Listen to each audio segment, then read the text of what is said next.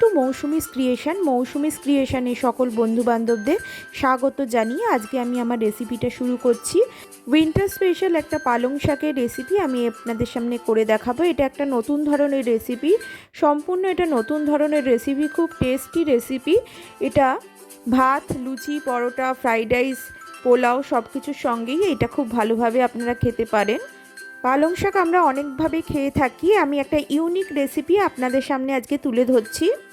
ভিডিওটাকে ভালো লেগে থাকলে অবশ্যই একটা লাইক করে দিতে ভুলবেন না বন্ধুরা। আপনাদের বন্ধু বান্ধব আত্মীয় স্বজনদের সঙ্গে ভিডিওটা শেয়ার করে দেওয়ার অনুরোধ রইল। আমার চ্যানেলকে এখনও যদি সাবস্ক্রাইব না করে থাকেন বন্ধুরা, সাবস্ক্রাইব করে অবশ্যই পাশে থেকে যান। আমি এই চ্যানেলে নতুন ধরনের ইউনিক রেসিপি আপনাদের সঙ্গে শেয়ার করার চেষ্টা করি।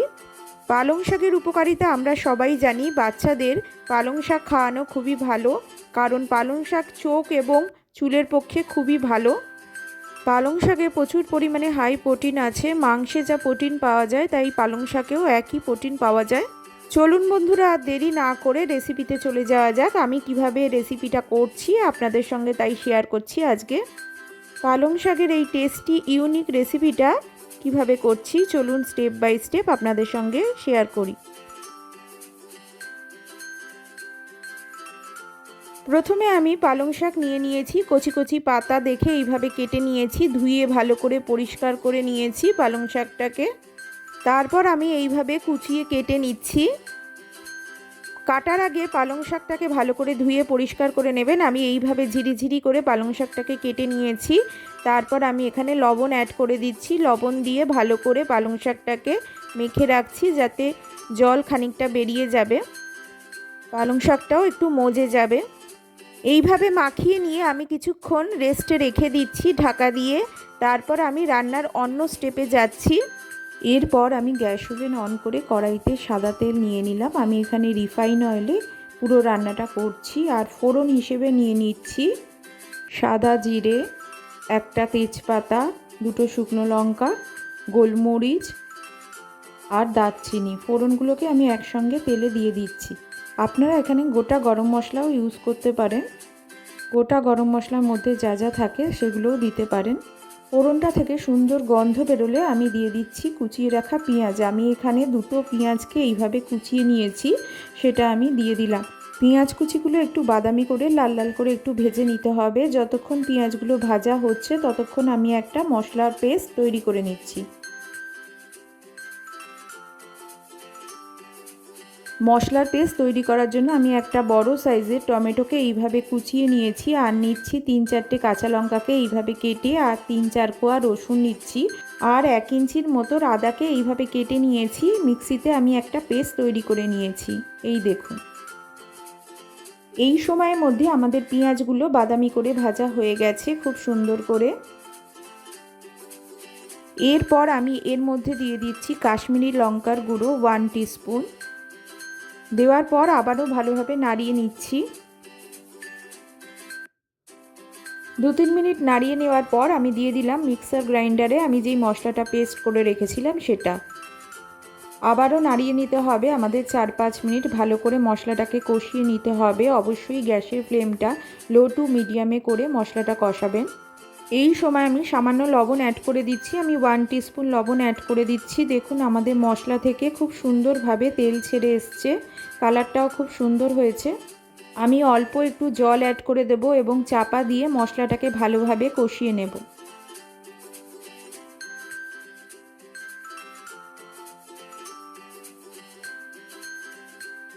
তারপর আমি কিছু সাধারণ মশলা এখানে অ্যাড করব। আমি ধনে গুঁড়ো দিচ্ছি 1 টিস্পুন, জিরে গুঁড়ো দিচ্ছি 1 টিস্পুন, হলুদ গুঁড়ো দিচ্ছি 1 টিস্পুন, আর সাধারণ রেড চিলি পাউডার দিচ্ছি 1 টিস্পুন।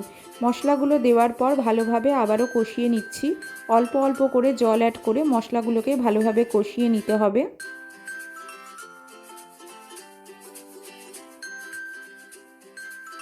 মশলা কষানো হয়ে গেলে আমি এখানে 1.5 কাপের মতো জল অ্যাড করে দিচ্ছি।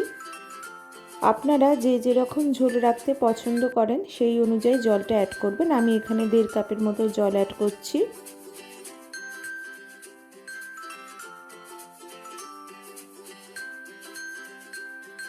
আমি এখানে গ্রেভিটা কিছুক্ষণ ফুটতে সময় দিলাম, ঢাকা চাপা দিয়ে দিচ্ছি। এই সময় আমি কুচানো পালং শাকে নুন মাখিয়ে রেখেছিলাম, সেটা থেকে আমি জল বার করে নিলাম। এইভাবে পালং শাকটা আমাদের বেশ মজে এসছে।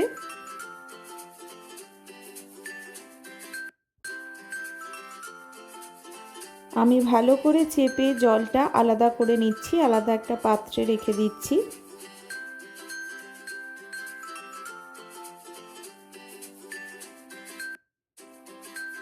ভালো করে পালং শাকটাকে শুকনো করে নিতে হবে, জল একদম ছেঁকে বার করে দিতে হবে।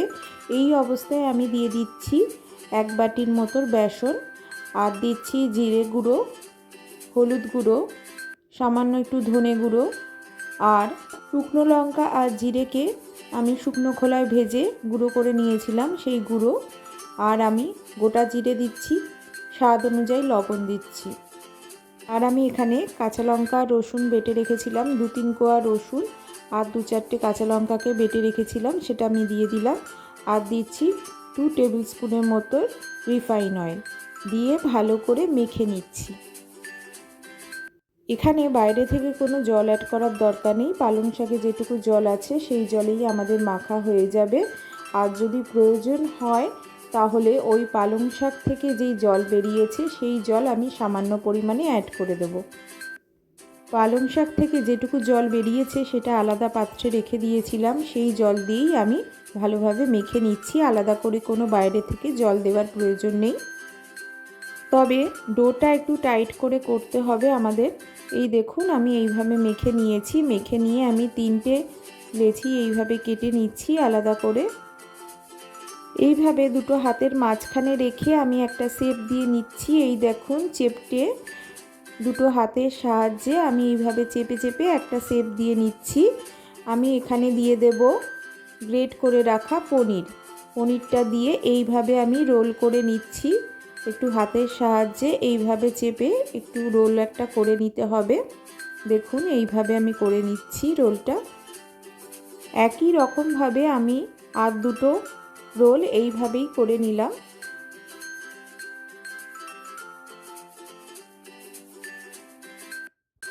এই দেখুন আমি আরেকটা করে আপনাদের দেখাচ্ছি, এইভাবে করে নিচ্ছি একই রকমভাবে।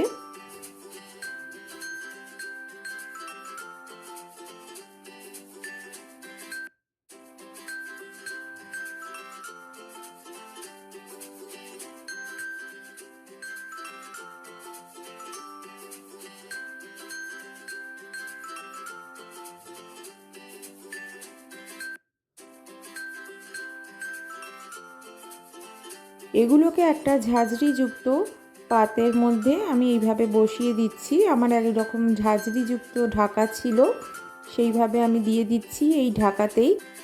আপনাদের যদি ঝাঁঝরিযুক্ত কোনো প্লেট থাকে বা থালা থাকে বা কোনো পাত্র থাকে সেখানে দিয়ে এইভাবে ভাপিয়ে নিতে পারেন। আমি এই গ্রেভিটা দেখুন আমাদের হয়ে গেছে, এই গ্রেভির ওপরেই আমি দিয়ে ভাপিয়ে নেব। আপনারা আলাদা করেও কোনো পাত্রে জল বসিয়ে তার উপরে রেখে ভাপিয়ে নিতে পারেন। আমি এখানে আরেকটু জল দিয়ে দিচ্ছি, আমাদের গ্রেভিটা শুকিয়ে এসেছে সেই জন্য আমি আরেকটু জল দিয়ে দিচ্ছি, দিয়ে তার উপরে ঢাকনাটা বসিয়ে এইভাবে আমি ভাপিয়ে নিচ্ছি। এই রোলগুলোকে রেখে চাপা দিয়ে দিচ্ছি 8-10 মিনিটের মতো এইভাবে ভাপিয়ে নিয়েছি। দেখুন আমাদের ভাপানো হয়ে গেছে খুব সুন্দরভাবে। আমি এবার তুলে আলাদা করে রেখে দিচ্ছি।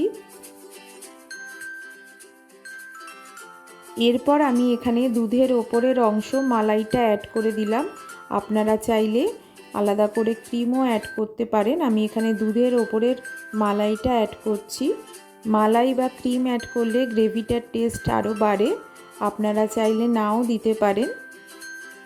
আমার এখানে ঝোলটা একটু কম মনে হচ্ছে, সেই জন্য আমি একটু জল অ্যাড করে দিচ্ছি। আপনারা যে যেরকম ঝোল রাখতে পছন্দ করেন সেই অনুযায়ী জলটা অ্যাড করে নেবেন নিজেদের মতো, কারণ বেসনের রোলগুলো আমি যখন দেব তখন ঝোলটা টেনে যাবে আরও।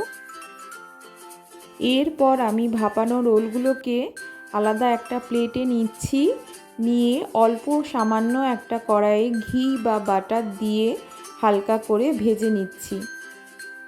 আপনারা ঘিও দিতে পারেন বা বাটারও দিতে পারেন। আমি এখানে ঘি দিয়ে একটু নাড়াচাড়া করে ভেজে নিচ্ছি। অথবা ঘি বাটার না দিলে আপনারা রিফাইন অয়েলেও ভেজে নিতে পারেন। খুব বেশি ভাজার দরকার নেই, হালকা করে 2-4 মিনিট ভেজে নিলেই চলবে।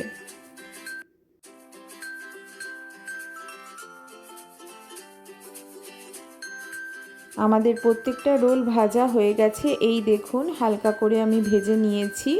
তারপরে আমি রোলগুলোকে এইভাবে ছুরি দিয়ে কেটে নিয়েছি ছোট ছোট করে।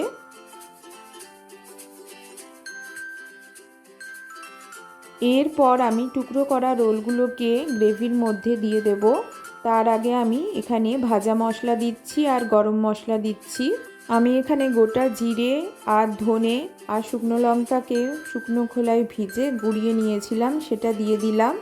আর দিলাম গরম মশলা দিয়ে আমি টুকরো করে রাখা পালং শাকের রোলগুলোকে দিয়ে দিচ্ছি।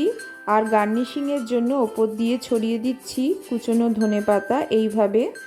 ধনেপাতা এইভাবে দিয়ে দিলে ফ্লেভারটা খুব ভালো আসে। কিছুক্ষণ চাপা দিয়ে দিচ্ছি যাতে ধনেপাতা আর গরম মশলার গন্ধটা একদম বসে যায়। 2-4 মিনিট পর আমি খুলে এইভাবে দেখছি, আমাদের আজকের রেসিপি একদম রেডি।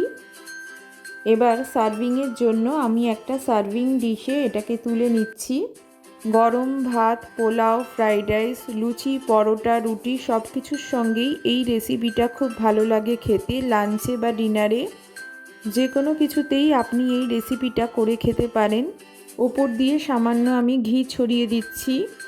বন্ধুদের অনুরোধ রইল অবশ্যই এই রেসিপিটা একবার হলেও করে খাবেন বন্ধুরা। সত্যিই খুব ভালো হয়েছিল খেতে এই রেসিপিটা। আশা করছি আপনাদের ভালো লাগবে। ভালো লাগলে অবশ্যই লাইক ও কমেন্ট করে আমার পাশে থেকে যাবেন বন্ধুরা। আজকের মতো এখানেই শেষ করছি। দেখা হবে আবার অন্য কোনো ভিডিওতে। ভালো থাকবেন, সুস্থ থাকবেন। Thank you.